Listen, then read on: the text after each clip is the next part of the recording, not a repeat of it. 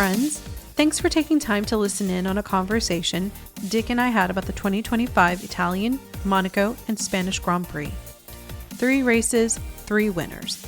F1 tried to make Monaco interesting. Barcelona had some chaos. As you'll hear, Dick and I share our individual takeaways for the teams and drivers, at times agreeing and other times having a difference of opinion. We also decided to wade into some of the F1 drama, something we generally steer clear from, but as our conversation unfolds, I think you'll understand why. But before we get to our conversation, I need to ask, can you help us out? If you haven't already, please take a moment to follow us and give us 5 stars on your favorite podcast app, as well as share this episode with other F1 fans. We know our growth is because of you, and the guys and I thank you. Hope you enjoy our conversation. All right, Derek. This is a very interesting monthly race review for me, at least. Yes, it is. Absolutely. You know this. You've been so gracious. I mean, thank you so much for carrying so much of the load of these last weeks. I really appreciate that. I have to say that publicly, and I've said it to you privately, but I really want to say it to you publicly that it's been a lot going on in my life, and you've kept things going. So thank you for that. Yeah, absolutely. You've carried the water for me a few times too. So the least that I could do, and it was absolutely my pleasure. So you've had a crazy month. I've had a weird month, but I do weird. So, I don't know that you necessarily want to do crazy all the time. In fact, I don't even recommend doing weird, but that's another story. So I love it. Yeah, I think that's why we're a good team because I don't do that very well, and you're much more capable. That's why I think I'm a little discombobulated today because I am trying to. Oh, well, you know this, and I'll say this to our audience. I have been watching the races. I have done my best to take my Sabrina notes and pay attention and consume content, but trying to do that in the middle of a move has been definitely a challenging thing. I've have a few friends that messaged me and said, apparently one of the biggest stressors in life is moving, and I got to do that after oh a yeah. lot of travel. So I'm hoping that now that I've gotten into this new place, that I will get settled and, as you said, have a new normal, whatever that means. And the other thing I need to qualify is because we have wonderful friends who are helping us in editing, but we have a challenge that as a result of my new move, is my wonderful sweet dog is still getting adjusted to this place. And I'm going to try to keep her calm as much as possible. But if all of a sudden she barks and it's in an inopportune time, I apologize in advance to you and to anybody listening that if it's not edited out, it's because there was really nothing we could do. But I'm going to try my best. So I apologize in advance. At the moment, Scout is sitting on your lap, I take it? Yes, like literally, I'm holding her as a baby and trying to convince her that she is totally fine. It's just that she's having that, dog. She's older, so I think it's just the change has caused her a Yeah. little bit of a. Yeah. She just needs to get used to it. But you have a dog too, so you understand. I totally understand. Of course, I wouldn't want 70 pounds of golden retriever sitting in my lap, but that's another story. That is another story. Yeah, no, thankfully she is not that big. She is a little toy poodle and tiny, but she has a loud voice. Yep. So that can be a challenge when it comes to the editing room. But all that said, that kind of leads us to talking about why we're here, which is our love for Formula One and what a week, not a week, what a month for Yeah. racing. I was just thinking of this most recent race, but really we've had a great month of racing. I don't know about you, but a triple header is a lot to process. Yes. Yes. And I only have greater empathy for the team, the whole paddock, because if they're trying to do what we are assuming that they're doing is live life and do their jobs, I can feel it. It's a really hard thing. And we're not even traveling everywhere. Yeah, I was just going to say, I don't know how much of life these guys and gals are living right now. I think they're just working, to be honest with you.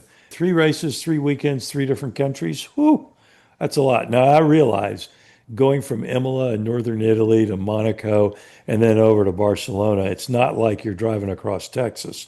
Still, tearing everything down, setting it back up, doing a race weekend, tearing it down, driving a little ways, and then setting it back up. Busy. Yeah, and even the debriefs, right? They have to Oh, do yeah. the planning of the strategy, the setup. I've read that so many of them, they have family at home, so like their husbands or Right. wives, and they have kids, and trying to figure out how do you keep the home stuff going, and they have all their issues, right? Like the kids are Yeah. going away to summer and all the, kid could get sick.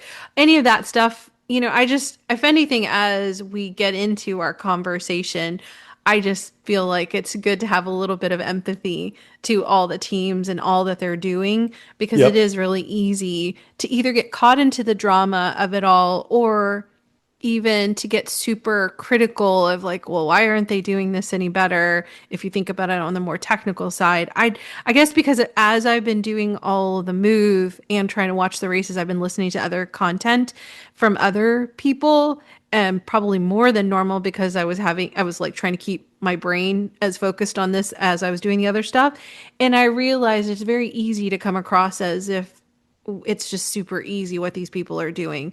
And so as Right. we're having our conversation, I would, if anything, want to put it out there that we have a high level of respect for what Yes. the teams are producing, the drivers are producing, the principals, everybody, the Yep. factory, all of it. Yep. So you want to go into our highlights for the three races that were this month? Yeah, absolutely. We had Imola, and then we went to Monaco, and then we went to Barcelona. I thought it was really interesting. Three very different tracks and three different winners, but only two teams did the winning, obviously. And I thought that that was really interesting because the Driving Championship is coming more and more down to being a three-horse race, I think. We are now officially a third of the way through the season. And so I feel like the overall pecking order of who's got the best car and who doesn't, who's driving well, who's struggling, it's all becoming fairly crystallized to me at least. And I think most people who have been watching Formula One for a while now would overall say, yep, it looks to be like the inter-team rivalry between Lando and Oscar is one thing. And then you have Max becoming more and more pesky. We're seeing more and more of the red mist coming out of Max because he doesn't have the best car. He's not winning everything. When everything's going your way, it's real easy to be gracious, right? And Max is showing that he ain't feeling particularly gracious anymore.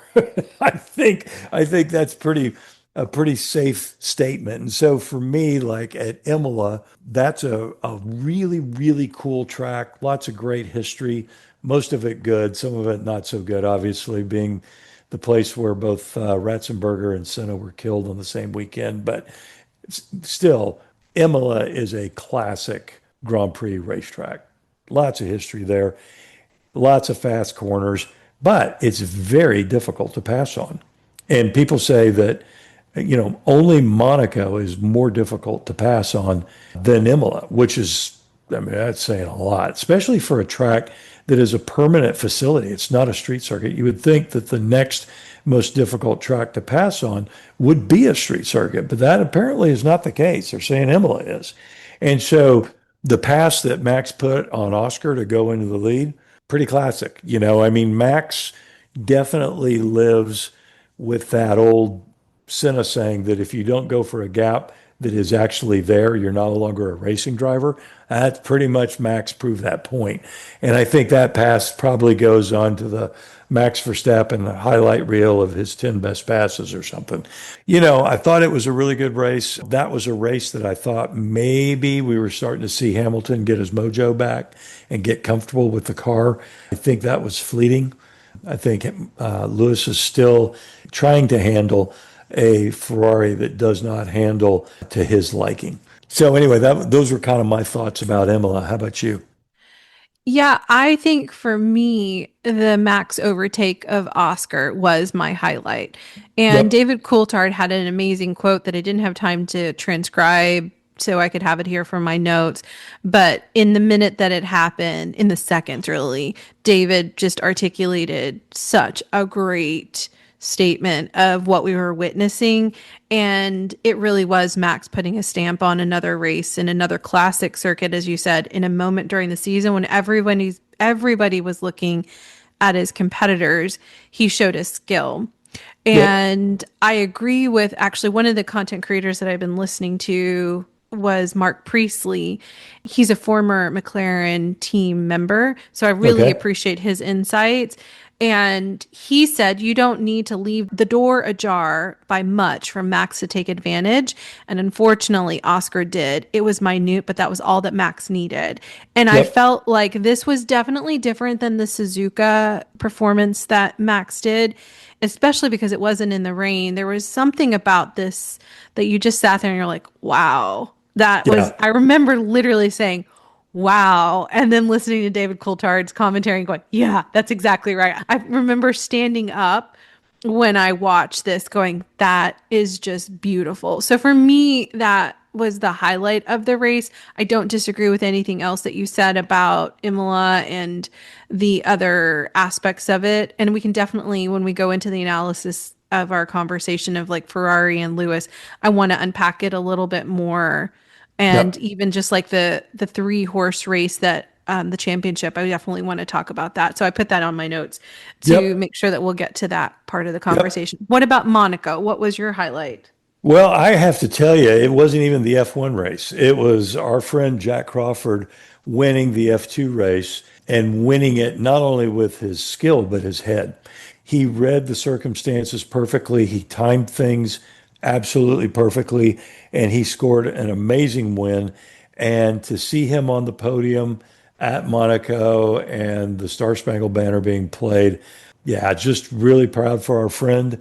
And I know that there's more to come. Really cool. Yeah, for me, okay, so Monaco was the weekend where I was literally, I had everything going on in my life with my move, but I actually got up, and you know this, I got up to watch the F2 race because I was so excited for Jack and watching him, as you said, use his brain. It was so obvious. And I mean, first off, if anybody who's listening hasn't watched that F2 race, they need to go back and watch that race. You really need to go and start watching F2 in general because Yeah, for I sure. think it's really shaping up to be an excellent season, more than past years, in my opinion. But this F2 race, that turn one with the crash that happened, I mean, even how Jack was able to avoid the damage in that turn one, which took out so many of the cars. And then his performance over the course of it. And as you said, just so being wise. And if you listen to his post race commentary, he was already on the radio telling the team, be ready, be ready. And just when you watch how he turned in to pit lane when it changed to where he could Yep. get in, Yep. I remember just going, oh my goodness, this could be the game changer. And so for him to have that in That that moment, presence, the yeah, yeah, presence and the intelligence under yes. pressure, and to make a quick decision like that, I was so impressed. Yeah. Yep. And like you said, hearing the national anthem of the United States, to watch him take that award and just maybe it feels more real because it's an American, but even more because we've had these conversations with him. Yeah, I he's just our was so friend. proud. Yeah, he's our friend. I just was so proud of him. And it felt like so much of what we had talked about in our recent interview with him about how the season had started, not really out of not anything that he was doing, but really because of the circumstances.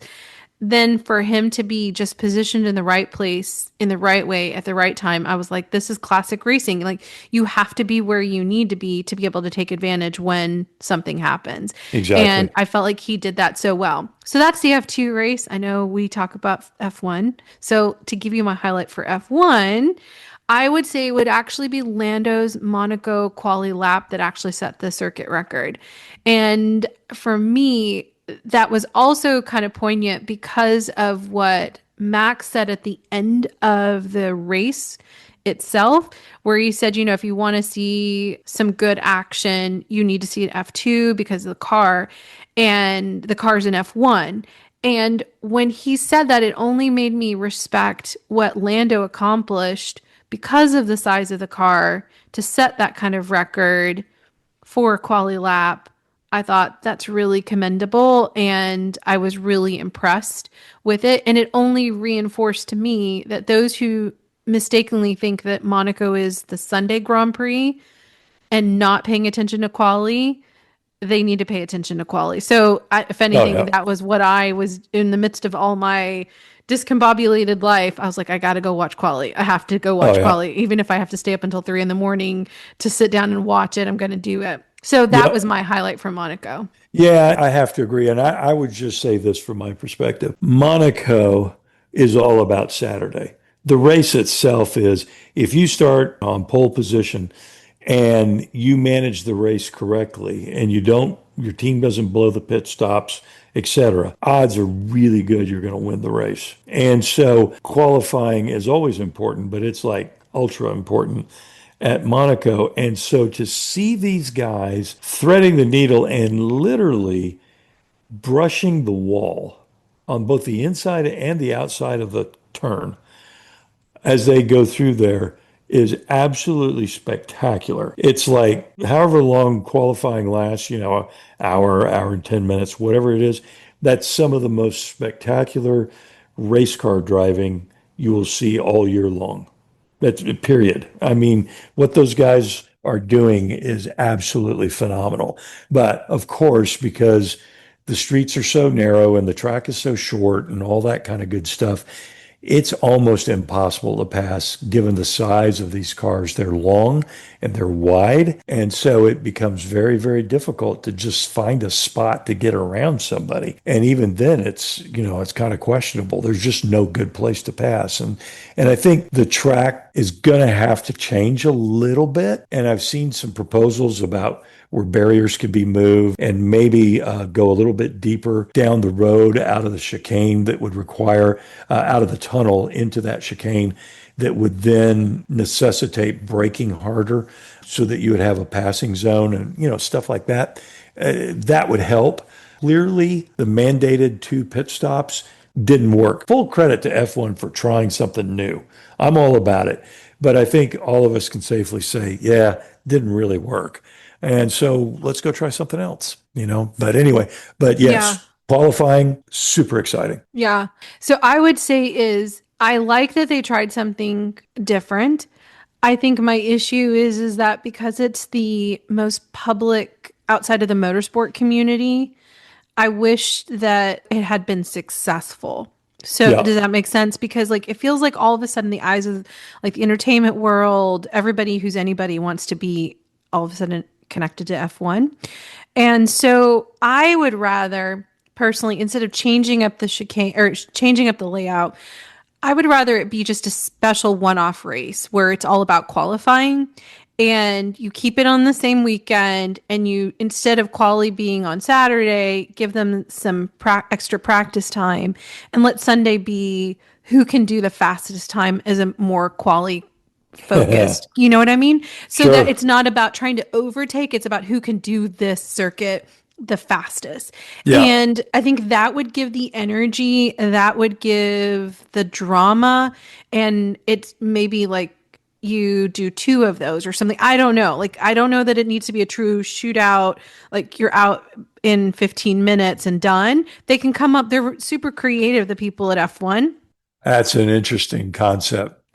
So that would be, to me, would then get the drama that people need, especially the new fans or the nominal fans or Hmm. the people who have no idea. Let them see how hard it is. Because actually, I had a moment earlier today and I watched a reel of someone showing their grandmother MotoGP doing something on the Isle of Man and the Oh my like in gosh. person, and the grandma like flipped out because of the speed of just the motorcycle coming by. And as we all know, I still haven't had the opportunity. I'm my plan and expectation is go to Coda.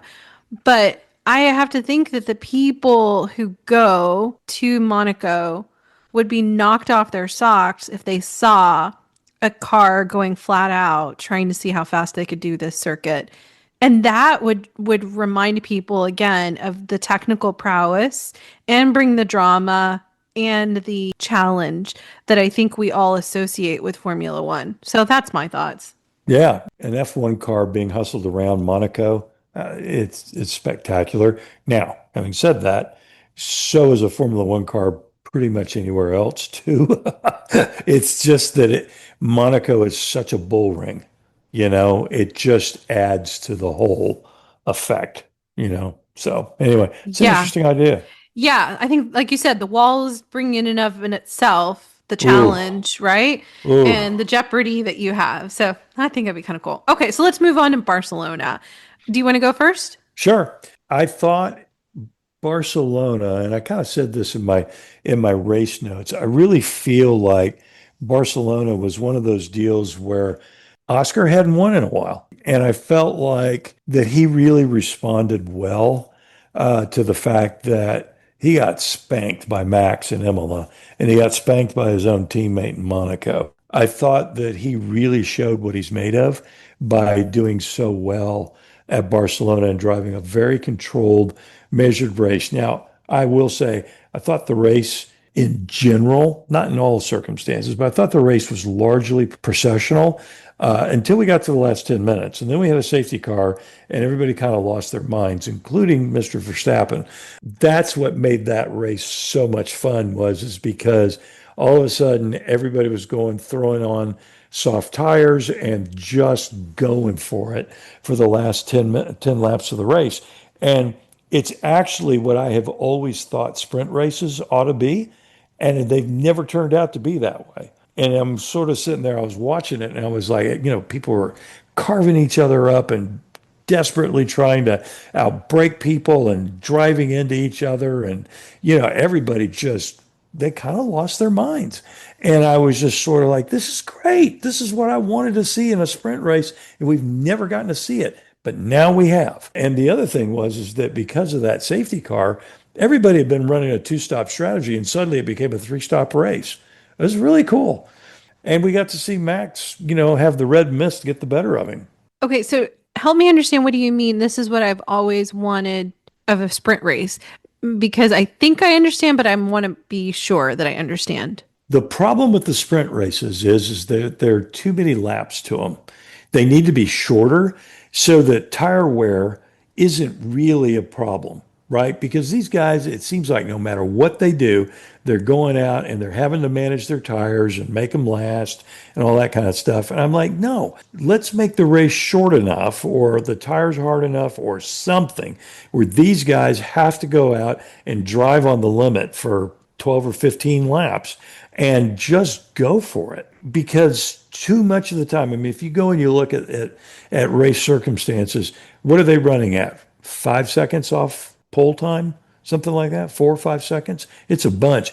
In a Formula One car, 4 or 5 seconds off the pace, I mean, that's cruising. Fernando Alonso will tell you it's just not that hard. And, he's intimating that this is why his career has been extended because yeah, he's an old guy, but driving a Formula One car at 90% of its capability, not that big a deal.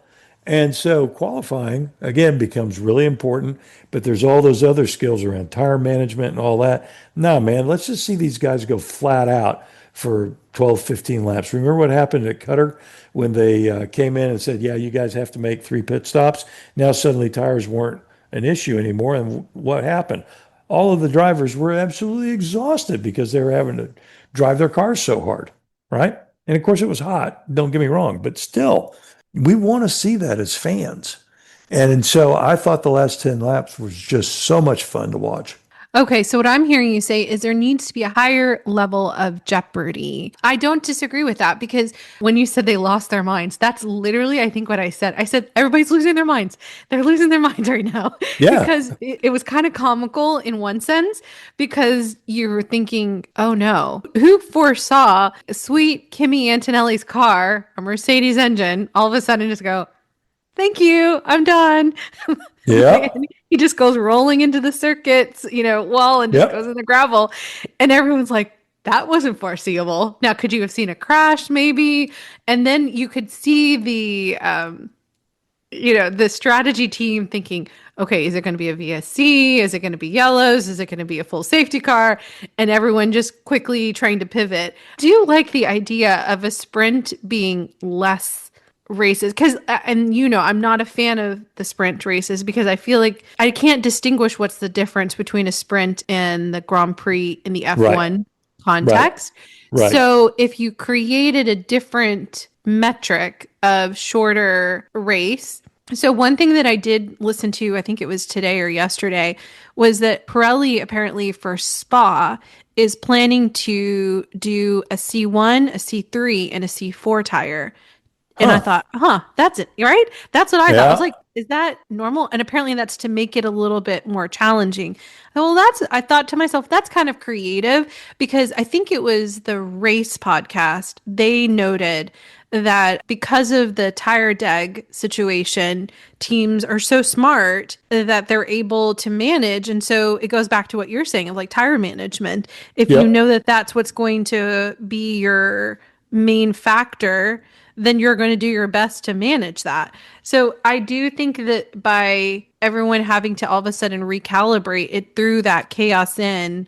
That was what we wanted as fans, even though the teams may not have wanted that kind of chaos. Right. Right. And so I do think it would be interesting if they did shorten the race in the sprints.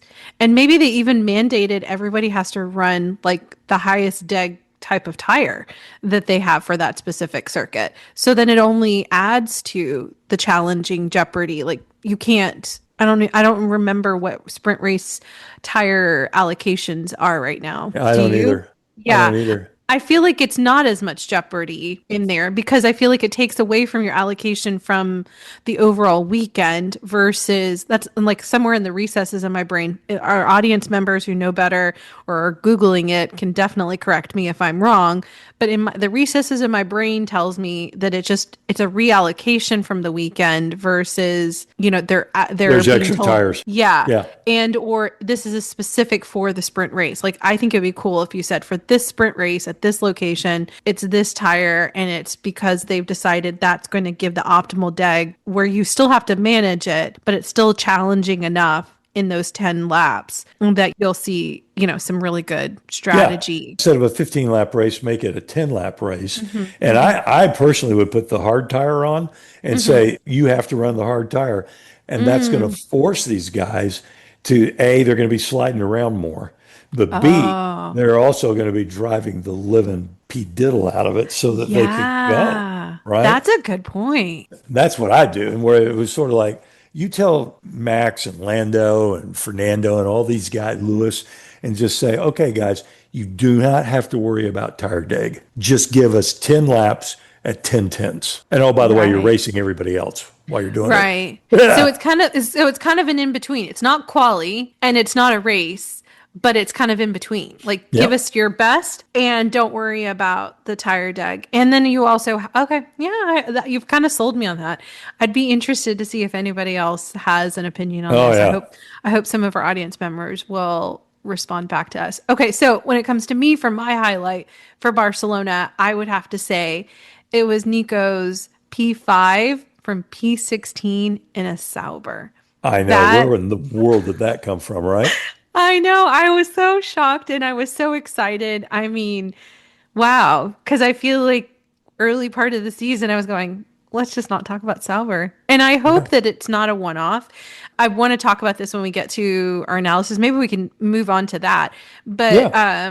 so I was listening, I think it was Peter Windsor, his commentary on Barcelona. He noted that some of the challenges that are happening at Red Bull are because of brain drain and so much of the staff exiting. And one of the key people that's left is Jonathan Wheatley, who's at Sauber. I had this question when I watched Barcelona and the decision to do a fourth pit stop for Max and put him on hards in the midst of all that chaos with so little laps. Like I put this on my race notes. I just was like scratching my head going, this is Max. What? I mean, literally, I said that out loud. Like, Right. what? If anybody's going to be able to somehow figure this out, either instinctually or intellectually, it's Max Verstappen. Why are you putting him on a fourth pit? And what's also interesting to me is Yuki also had a fourth pit stop. And so then when I saw that, I thought something's going on in the strategy team. And so then when I heard Peter Windsor bring up that Jonathan Wheatley would have been one of the people institutionally that would have probably said, hey, wait a minute, stop, redirected whatever was happening, but he's now at Sauber. I thought that's fascinating. And then Yeah, it with is. all the efforts that Sauber is doing to have this kind of win at this moment when we've talked about how so many different teams, everybody was talking about how Barcelona and the whole flexi wing thing and the upgrades and, development where it could be this Barcelona race. It seems like if you were thinking strategically, wouldn't you be pushing and like kind of, and because we'd said this, I feel like a few months ago, is that if they're just keeping their heads down saying, we just got to get our internal processes together, we know that these first few races are not going to be great. And then you mark it as Barcelona, knowing that this is going to be a technical directive. And if you can come out of the gate maximizing that, could that be the turning point? And so I remember having that conversation a few months ago, and then to watch Nico do it. And then we had that conversation with Ross where he noted Nico's capability. I thought this is very interesting that it's all Yep. kind of converging, even Yep. though I feel like it was kind of like a hazy, when you have fog, it's foggy, but it feels like it's clearing up. I feel like the next few races are really going to tell us if Right. Sauber has turned the corner. And I wonder, well, Peter Windsor said that he thought, and he kind of correct, he said, I won't keep going on this. He thought that Carlos made the wrong decision of not going to Sauber instead by going to Williams.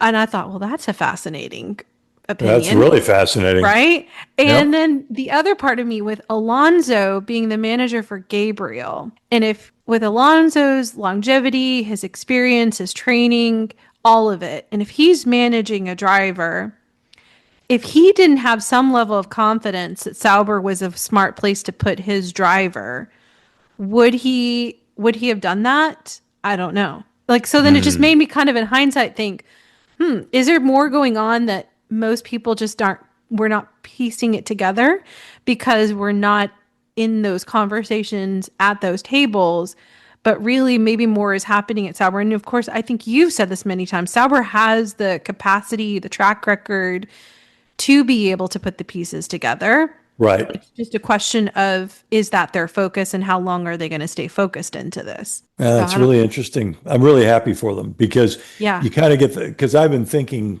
up till Barcelona, I've been kind of thinking to myself, well, they don't suck as bad as they were. And then Nico goes, P16 to P5, and I'm kind of like, that was impressive.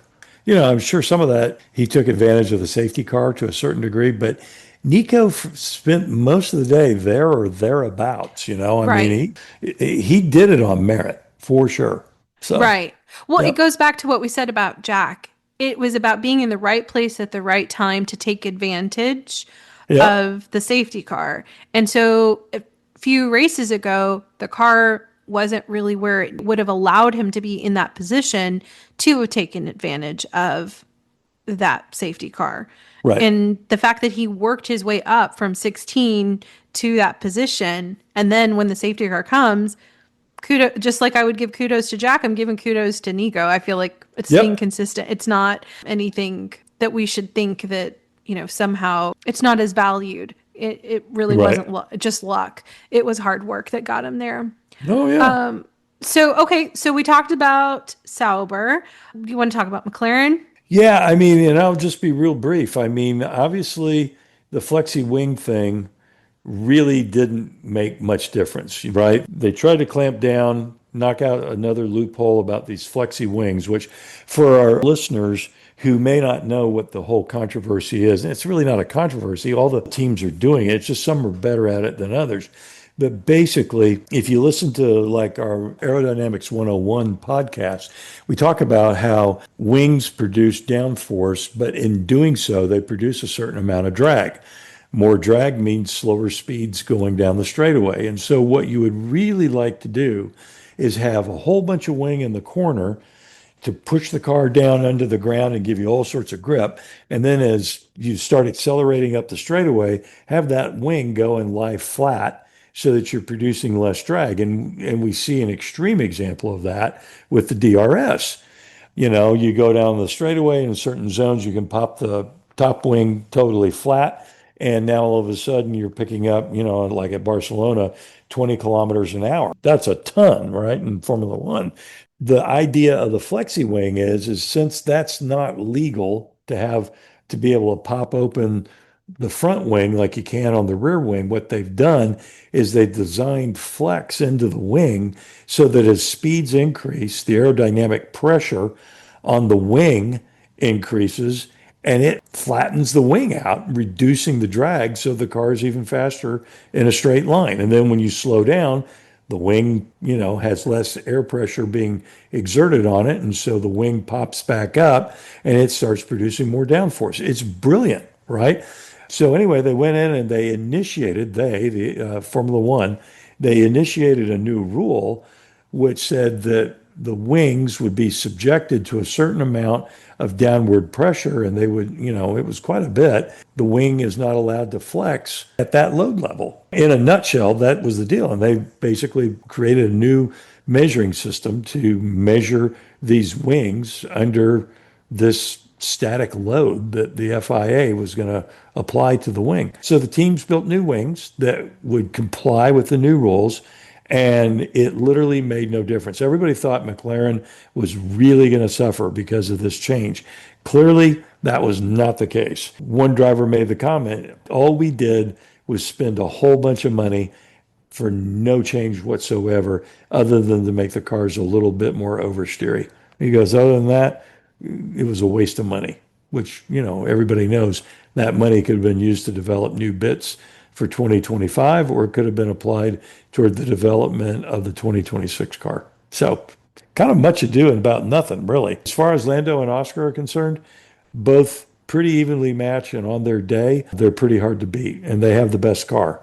And so it's just going to be really interesting. I think those two will be slugging it out for the championship, but I think Max is going to do his very level best to try to make life as miserable for those two as possible. Yeah, I think, well, first off, I'm glad you went into that technical discussion about the flexi wing and help our audience who doesn't understand the Aero. I've really appreciated our Aero 101 conversation, and it's helped me to better understand this technical. But it is like, I felt like by the time we got to Barcelona and everyone had hyped it all up, it felt like someone deflating a balloon, like, that sound that it makes. You're like, Yep. boom, okay, done. And let's get on with it, is where I felt we needed to really, as fans, just kind of understand it, but then realize now is the development war. And this is a question we'd had, and I feel like now that we've come to this point, is how quickly are they going to start now moving to 26? Yeah. And now that this controversy or controversy issue, whatever, the technical directive is now in play, and it's not really as big of a deal, I'll be interested to see, how the rest, I guess now it would be the end of summer or by summer break, I guess would be where you would think that most of the teams Yeah. would be reallocating their focus and budgeting purposes. Yeah. I mean, each team's going to do it differently, right? Because Mm-hmm. we've talked kind of about that. They're going to have to really start focusing on 26. And I would say it may be too late by the summer break. My guess is that all the teams have a sizable team of engineers working on next year's car already, at least with basic layouts and, how are we going to package the engine and the overall power unit and all those kinds of fun things. But I think then they're going to have to amp up what they're doing in a hurry. So Mm-hmm. yeah, it'll be interesting. Yeah, and then when it comes to McLaren, the Lando, Oscar, it's fascinating that I think you said this before we started recording: 3 races, 3 winners, and of those three, 2 are from the same team.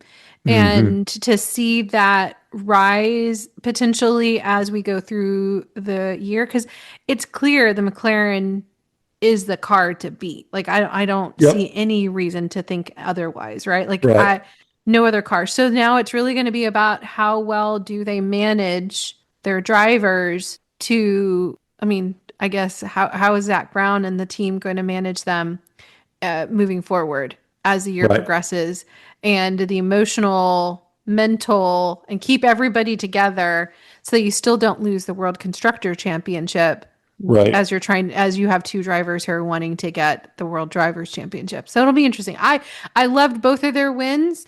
I think that for me, the Barcelona win for Oscar was kind of overshadowed because of everything that was happening with Max.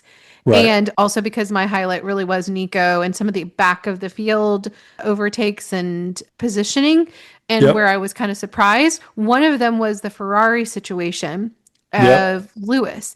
And to see Lewis struggling at Ferrari, I wonder what your thoughts are on this. I have thoughts and I'm happy to share, but I want to hear yours first. Yeah, he's just not comfortable, is he? I mean, and I've started, we saw him be pretty uncomfortable at Mercedes, never really getting to grips to it. And I just wonder if the ground effect car has some sort of a feel to it that just Lewis just isn't comfortable with ground effects. And, next year's car, that won't be the case. Will we see Lewis get more comfortable? He'll have had a full year with Ferrari. The cars will be different. Will this get Lewis back in a position where he can be the threat that he is? Because, it's not like he's forgotten how to drive, for crying out loud. I mean, he is genuinely struggling with a car that just is not to his liking. I'm sure that in this case, because it is Lewis, I'm sure that they're going to, that they, Ferrari, are going to be bringing pieces, you have to believe, that will make him comfortable this year. So I don't know. I think I agree. I do feel sorry for him. And when it comes to driving a car that has, as you said, has this downforce ground effects, does does it feel differently to a driver Hmm. than it does? Okay. Hmm. And did F2 have this earlier, or like the feeder series, did they have ground effects so let me explain why I'm asking this question. Because if it's I'm wondering if it's a generational thing. If Alonso and Lewis, their rise into Formula One was during a different era, and Hmm. if the ground effects was really being introduced into the feeder series where like people like Russell and Charles and Max, they were getting that as they were coming up, and that's part of their driving style and their racecraft. Do you see? And so it Yep. would feel more natural to them, and it's not adjusting their driving style. I mean, I guess like who is it? Nico would kind of bridge both because he's not really, I'm not trying to call him old, but he's on the older end of the spectrum. And then I Right. guess the reason why I'm asking that also is we have all these rookies that are coming in like Isaac, Gabriel, Ollie, and they seem to be hopping into the car and not struggling as much. So I guess I'm trying to see, is it something because of the way the cars have changed over the years and because your development years are so impactful to your racecraft? Could that be part of what we're seeing this discomfort? Yeah, I mean, it may be. I mean, at the end of the day, certainly the F2 and F3 cars are not ground effect cars. I mean, they produce a ton of downforce, don't get me wrong, but they're not ground effect cars. I just think it's probably a couple things. One, Lewis is still getting used to his surroundings. You got to believe that the move from a Toto Wolff run Mercedes to a Fred Vasseur run Ferrari and all the mystique about being a Ferrari driver and the tifosi and, yada, yada. I mean, it just goes on and on and on, right? Even for a guy like Lewis, that had to have been a massive cultural shift. So I think there's a little bit of that going on. And I think too, it maybe adaptability. I mean, it's hard for me to believe that that's great as Lewis is, that would be a problem. But I mean, you think about Fernando, like he drove ground effect cars in Indianapolis on three different 500s. So he had already experienced ground effect cars at really high speeds. So he already kind of knew what to expect. And I think in many respects, that was a massive advantage for Fernando, for anybody. I mean, you think about it when they introduced the ground effect cars, who was like right on the pace? It was Fernando. He had a pretty decent car and he knew exactly what to expect. And so he got a bunch of podiums the first year they came out with those cars. So I don't know. It's interesting. Yeah, yeah, I do think that that is an advantage, and that does make sense to me. That even because you've talked so much about Fernando's ability to go across disciplines, Yep. and so when you say about adaptability, he's pushed himself to be adaptable, while Hmm. Lewis has really honed in on his perfection inside of, as you said, the differentials between the two teams Yep. in a regimented team like performing to his top excellence, it doesn't mean that he can't adapt. It's just it's not a muscle that he's had Right. to exercise. And Yep. so now if a latent muscle is now being asked to do something, it will take a little bit of time. I mean, if there's anybody who has resilience and perseverance and a desire to prove everybody wrong, it's Lewis Hamilton. Oh So yeah, I have for a high sure. level of confidence that he can do it. Okay, Yep. so then let's go on to actually, we talked about Fernando. Let's talk about Aston Martin. What are your thoughts? Your wonderful Fernando got points in He Barcelona. He did broke he finally. broke that. Yeah, the cartoon anvil finally didn't fall on him, out of the sky to take him out. And I thought it was really interesting because, he was headed for the points in Monaco, and the engine let go. Mercedes engine.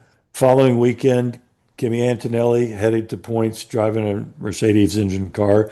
All of a sudden, his engine let go. And I'm thinking, kind of interesting because I mean, I don't know what broke on either one of those, okay? But the circumstances sure looked similar. So it'd be interesting to hear what exactly happened there. But really glad for Fernando. Aston Martin seems to be able now to produce an upgrade package that really is an upgrade, not a downgrade. And so I think that's really pointing to, okay, they have a wind tunnel that works. And the correlation at the wind tunnel is what correlates on the racetrack, or a lot better than what they had when they were, using Mercedes wind tunnel. So I think it's going to be real interesting to see. I know they've got another upgrade package coming for Silverstone. Yeah, let's see what happens. Well, and also we had the first appearance of Adrian Newey at Monaco, Yep. and he also, if I remember correctly, I can't remember exactly the quote, but he also noted that there were some institutional things that needed to be tightened Right. up. And Right. so that made me think, okay, this is very interesting. And then what is it that could be that process of refinement, similar to what we know, but probably in a very different scale of what was happening at Williams or even Haas. And when you have that new set of, I actually was having a conversation with somebody that noted that when you bring in somebody new into an organization and you just kind of let them loose, they can see things that you necessarily don't Right. see if you've been inside of the institution for a long time. And 100%. so that makes me wonder, with the capability, the knowledge, the genius that is Adrian Newey, what can he be bringing to Aston, which will take some time. And Right. and so it would kind of make sense that it would show up in Barcelona if that's been quietly, whatever. Because I feel like they said that he had lunch a few times with some of the team members, Yeah, more than and a few. yeah, right. And that he Yeah, was yeah. talking and giving some insights, and obviously to not break any of the gardening leave stuff or whatever, whatever the contractual stuff needs to be there. But if he's doing that, then that has to take time to through an institution to work its way through. And if you're, especially if Yep. you're advocating for change in a situation where everyone's kind of on this one track, I could see where we're going to start to hopefully see more things Hmm. happen positively in Aston. Yep. At least that's the hopefulness of me. Yep. The other thing, and I'm reluctant to bring it up, but then because it's really not the way that we approach our views and our discussions about Formula One, but it feels like if we didn't talk about it, because so many people have been talking about it, that it just wouldn't be fair because I feel like we Yep. should talk about it, which is this whole Lance injury. Like, I've been consuming a lot of people's content. This isn't really my opinion, and I know you don't have an opinion about this, but I Nope. find it very interesting of what I'm hearing other people say. Whether or not this is true, I don't know. So I wondered if you want to go into that territory. Yeah, I mean, let's face it. I mean, Lance has got to be getting awfully frustrated. He has not outqualified Fernando yet this year. Fernando is getting into Q3, or at least knocking on the door of Q3, and sometimes Lance isn't even getting out of Q1. Evidently has a wrist injury. Remember a few seasons ago, he had a biking accident, I think. Maybe it was skiing. I don't know. Anyway, it was in the off season. He was definitely injured, didn't get a chance to take part in preseason testing, and came back and competed in the regular season. Ostensibly, this wrist injury has now from several years ago, this legacy injury, has come back. He withdrew from the race on Sunday. And so there were only 19 cars that took the flag to start the race. The rumor mills are flying that, he may have gotten into the point where he was just so frustrated that, he didn't want to drive anymore, whatever. It's hard to say. I don't know really what's going on, but there's a lot of speculation out there. Yeah. Like some of the speculation, I think, is kind of shocking, but then also when you have, like, so for example, one of the things that I had read and heard from more than one, again, this is online creators, so I don't know if it's totally true, is that like the video from Qatar race where in 23, I think it is, where Lance is seen is shoving his trainer and gives evidence to an anger possibility of like Hmm. that happened in a team Yep. context that was caught on video. And so apparently what I heard is that at Barcelona, after the qualifying was completed, there was a substantial gap of time from when he exited the car to go to the official weigh-in. And during that time, he was in his garage and really got upset and at himself, at the team. What seems to be kind of innuendo is that he injured himself again, like in anger, and that's where this injury all of a sudden showed up. He did go back to get weighed and all of that, but it isn't until much later that the decision to say, hey, we're walking, where he needs to remove himself from the race, and it's this injury. If that's the case, I'm disappointed, but I also can understand when you're frustrated. But it's so murky. It's just like some of the other controversies that we've talked about, like, the various Yep. scandals and challenges that have happened over the years in the sport. I don't like talking about these things because I like to see only the positives of the sport and of the business. But then we also realize we're dealing with human beings, Yep. and there's a lot at stake and there's a lot of pressure.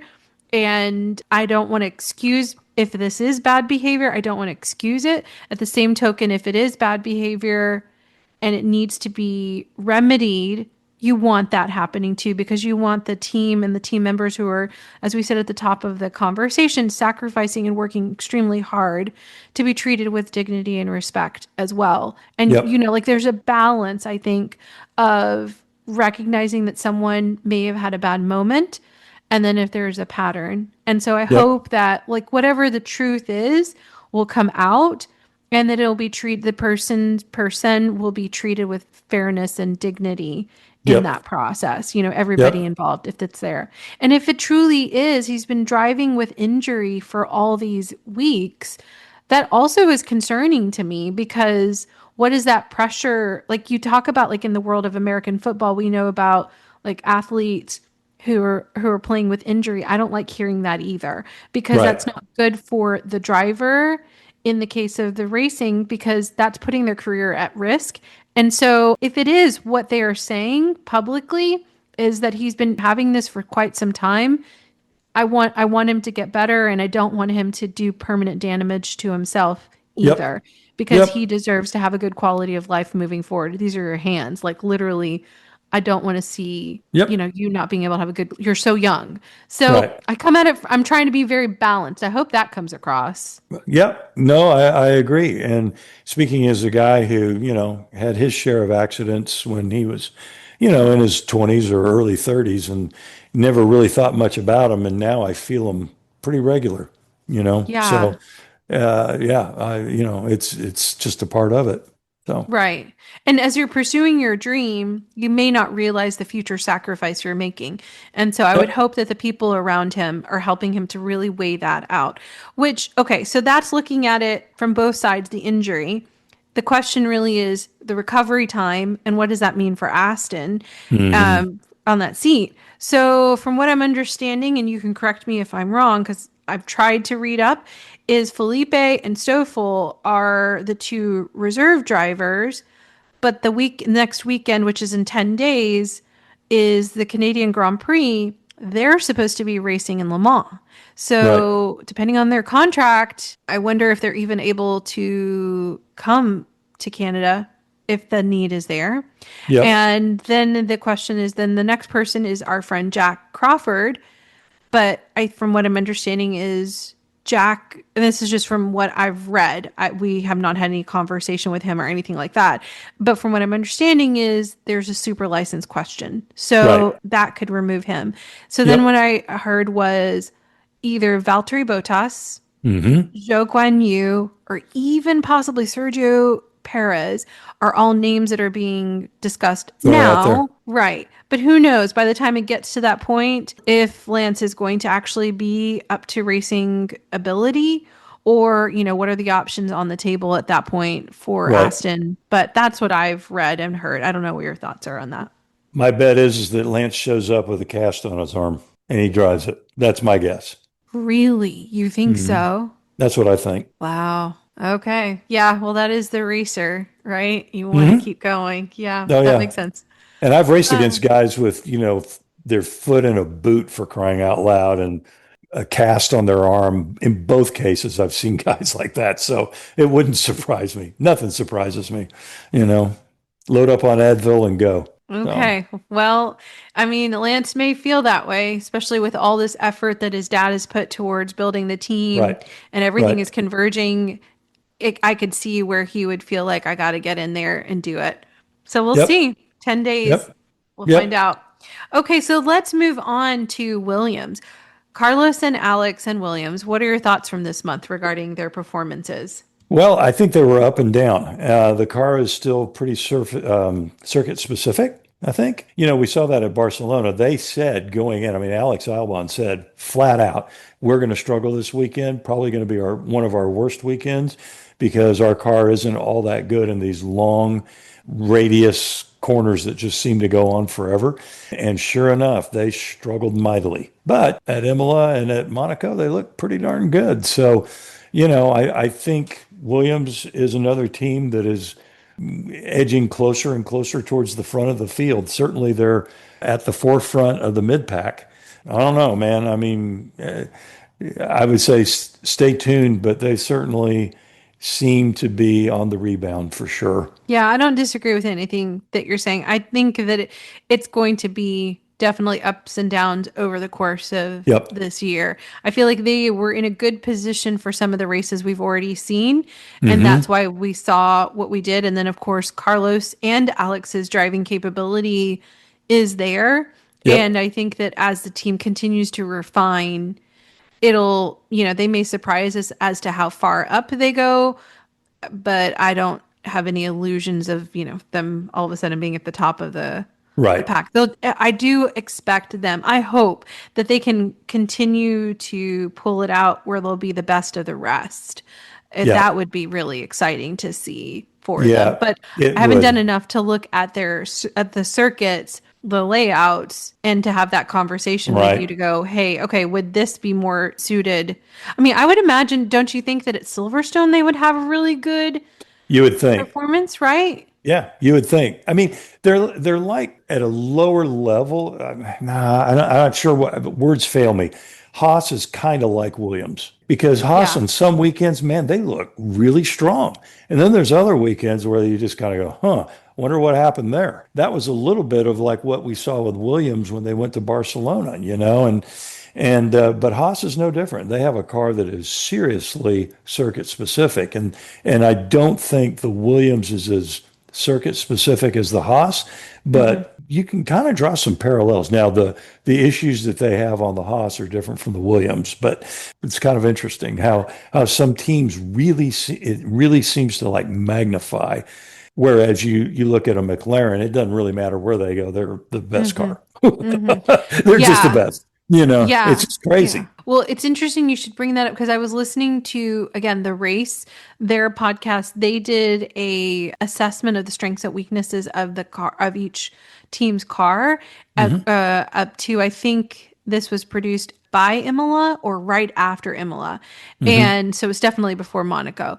And they noted what you did of the technical of the Williams and the Haas, the up and down aspect, and that Hmm. Haas even themselves, the team principals had even noted that they're dealing with a porpoising issue that they hadn't ever dealt with before. And so Mm. that I thought, well, that's interesting. And they said we're just kind of late to the game on that one.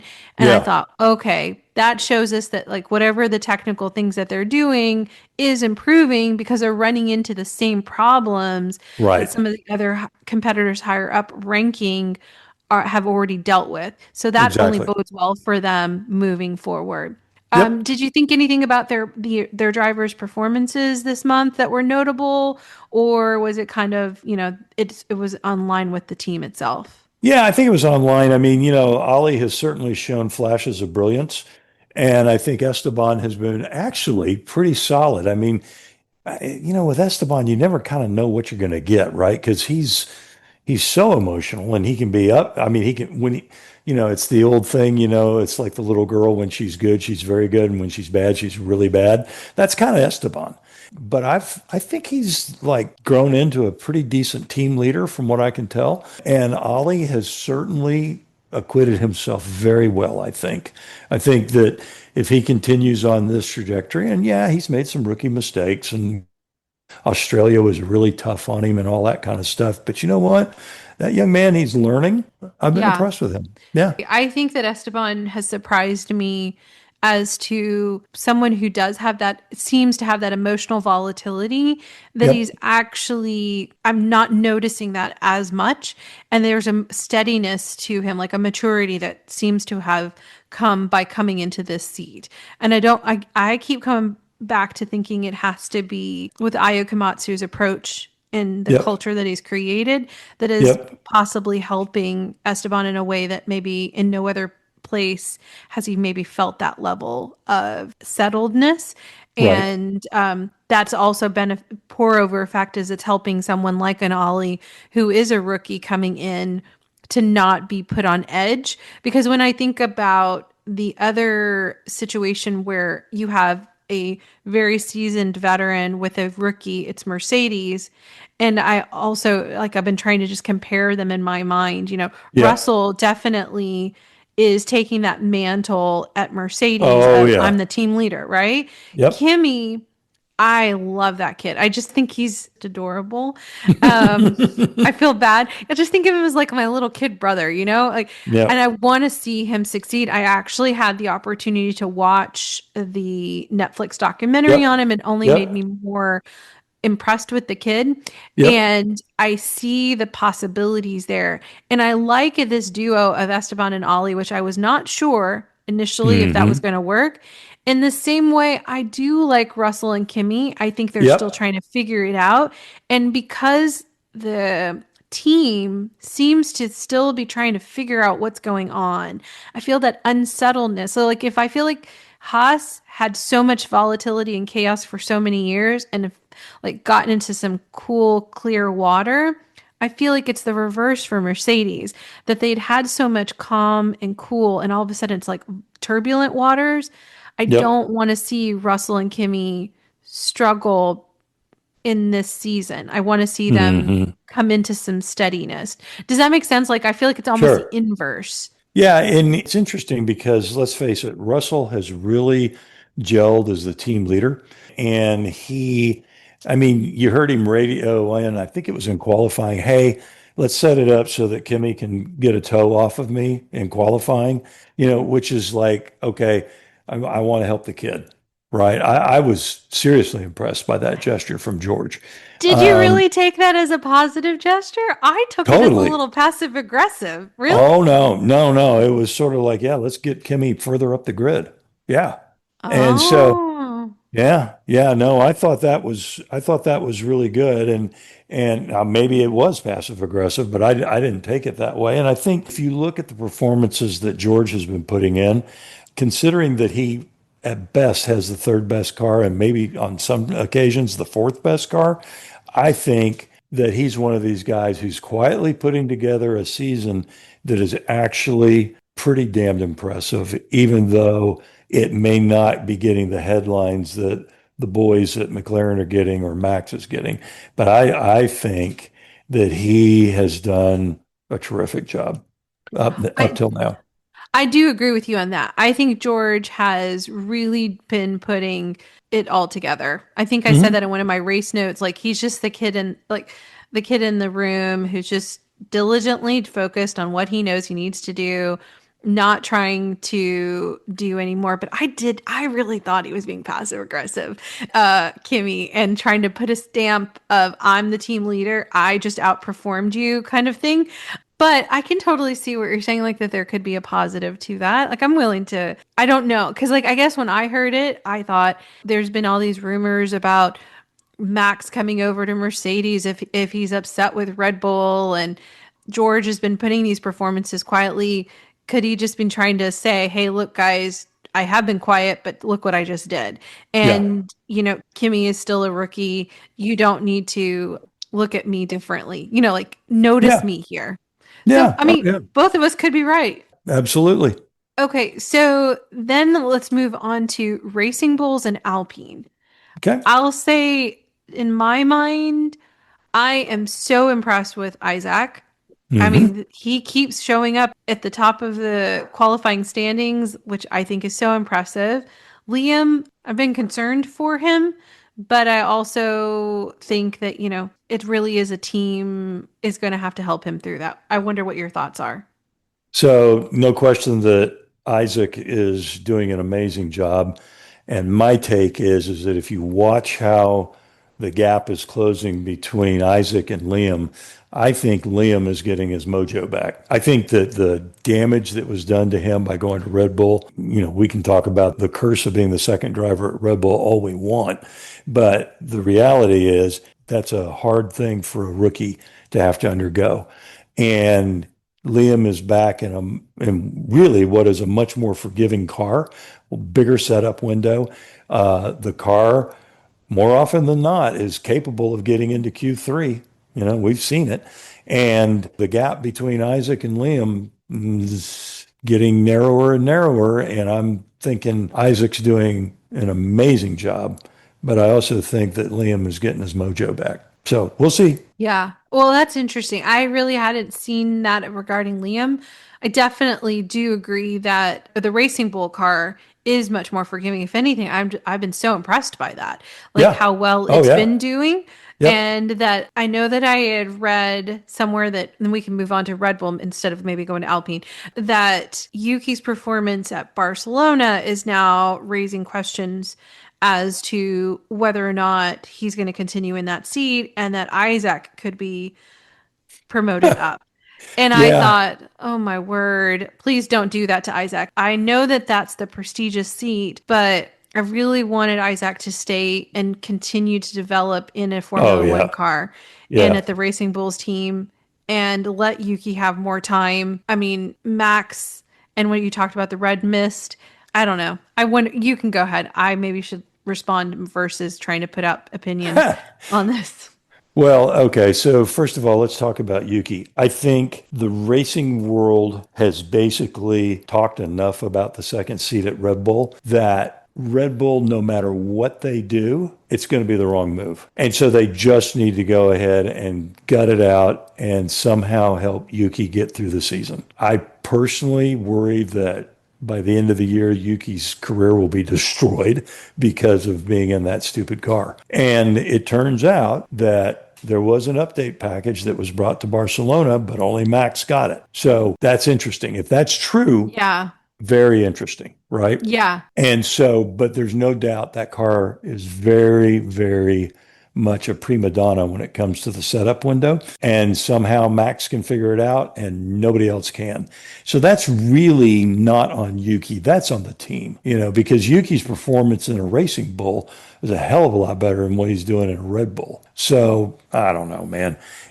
I feel for him. I really do. As far as Max and the red mist, Max has been used to having it his own way. And he can talk about, oh, I welcome the competition and blah, blah. But remember when he was saying that when he was winning like every race but one and all that kind of stuff? And he was saying that, but really, he doesn't welcome the competition, And I mean, I get it. I wouldn't either. But I think Barcelona was a little bit of a boiling point for him. He was unhappy about being put on those making a fourth stop, putting on the brand new hards. He was upset about some of the moves that was being made by the guys at the back of the midfield when he was lapping them. He was upset about the lack of grip in the car. There's just a whole bunch of stuff that was going on. And so, he had this thing come up with George, and he just kind of basically said, "Yep, had enough of this. I'm just turning in because I'm just unhappy."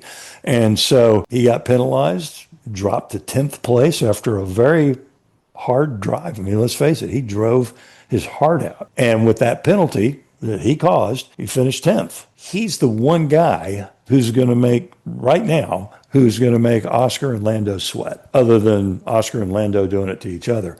But for the sake of the sport and all that kind of stuff, I mean, Max kind of needs to get himself under control here and put his head down and keep at it and put that pressure on, because we know what he's capable of on certain tracks. And certainly if it rains, that's where my money's going, is Max. So if I was a betting man. So that's my take. Yeah. I mean, I definitely think that there's some, like, the response to Kimmy and his car going off, right, because of the engine issue, and all of a sudden throwing the last laps of Barcelona in disarray. Yep. And the way the team handled that, it seemed so odd to me for Red Bull. And then you add in like I don't think it was Monaco. I feel like it might have been Imola. Definitely one of the races earlier, either in this month or last month, where the pit stops were not happening, what we were accustomed to seeing at Red Bull. It feels like, I know last year there was so much external media focus on Red Bull and like controversies and the succession aspect of it. Yep. It seems like now we're watching some of the technical elements of the team and Yep. then kind of going into a more frenzied, which is not what we're used to, not what we expect, because Red Bull really has proven that they're capable of doing this. And then when Right. you add in what I'd said earlier about Peter Windsor talking about just the brain drain, having been in organizations where you start to see your high level people leaving and the others holding the bag and Yep. going, how do we do this? I have such a level of empathy for the team and the leadership of trying to figure out, how do we not let this devolve and see it decline?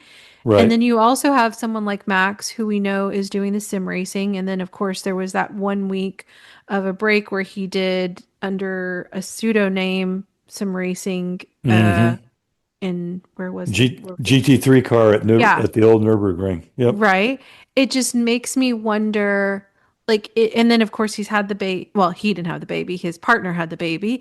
And like, this is a question I've had, and we even have an episode about this one with one of our friends of the podcast, conversation about, is Max ready to put it away for Formula One? And when you said earlier about being gracious, like early when we were talking about our highlights, I wrote this down, is Alonso did a recent interview in the last year talking about his decision to leave Formula One and go do things like IndyCar and Le Mans and all of that. And I keep coming back to what was happening during that, because I wasn't watching during that time. Do you see any similar traits, behavior between Alonso pre-departure of Formula One in his initial career and behavior between Max? Like indicators Um, that he's I, getting disillusioned with the racing and all of that. yeah. And Yeah. he I would mean, want to go somewhere else to race. yeah, maybe Fernando in the early 2000s, by, sort of 2005 to 2010.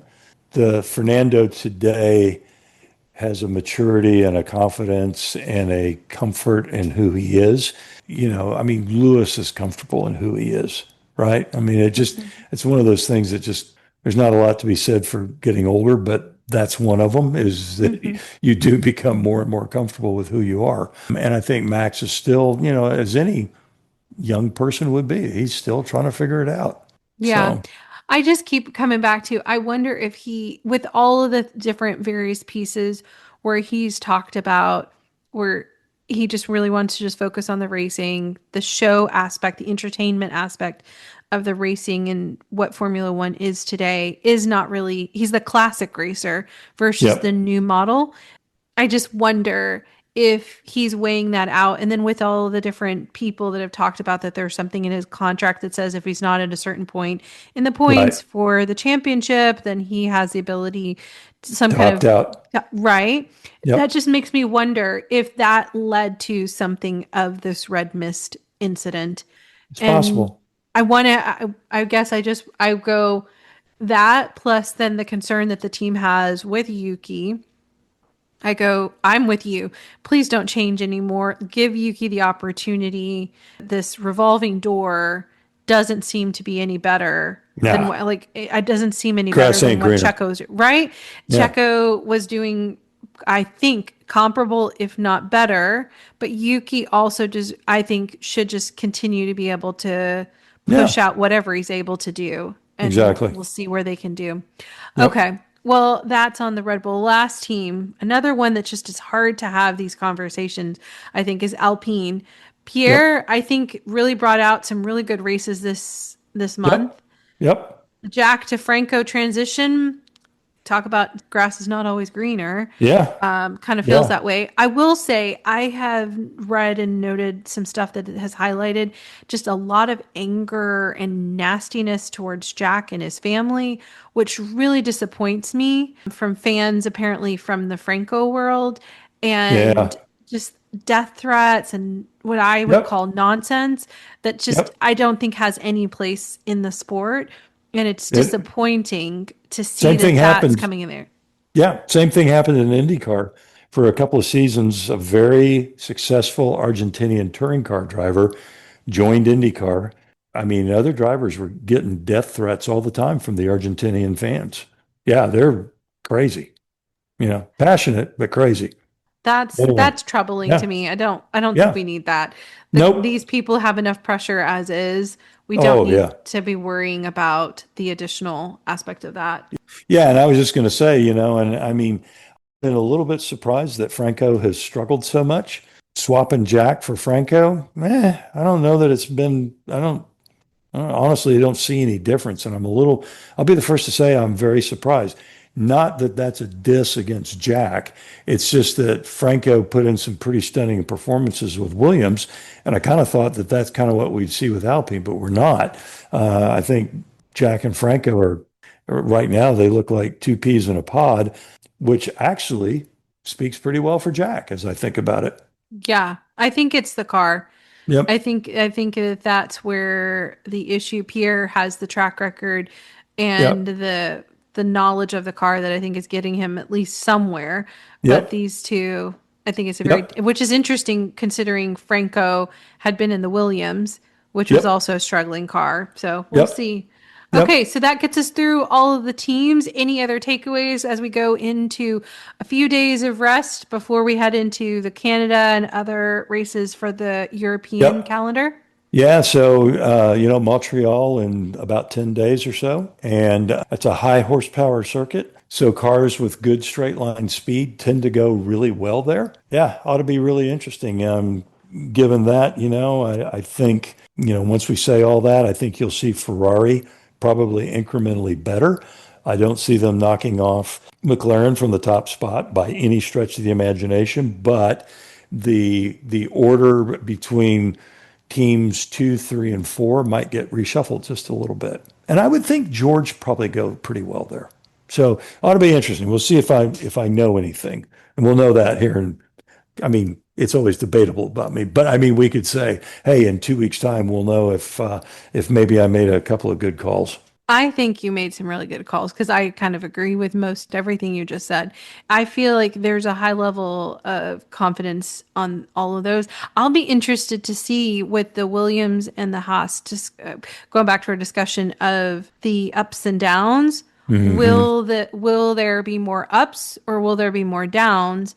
And how Hmm. will that affect team morale, team Yep. processes, and their culture? I really hope that teams like Aston and Alpine are able to figure out a little bit better and come like these 10 days are beneficial to them. That would be very interesting to see where that all lands. Okay. Yep. Well, so our race notes have been out. By the time this is released, our race notes for Barcelona are out. We have some upcoming interviews. If people haven't caught them, we've had some that have released that I think will be well worth their time to catch that between this and our next monthly race review. But it's been another great conversation. I've enjoyed learning from you, Dick, and agreeing in a lot of places and then also having a difference of opinion in others. Exactly. It's good, right? Exactly. We can do that. That makes it fun. Yes. Well, to our next conversation. We'll talk soon. Okay, friends, what did you think of our conversation? Drop me a line via email, sabrina@2guysaGirlandF1.com. Can you help us out? If you haven't already, please take a moment to follow us and give us 5 stars on your favorite podcast app, as well as share this episode with other F1 fans. We know our growth is because of you, and the guys and I thank you. And with that, let me say, we'll keep talking and you can keep listening in because we're just 2 guys, a girl, and F1. For John, Dick, and me, Sabrina, thanks for listening.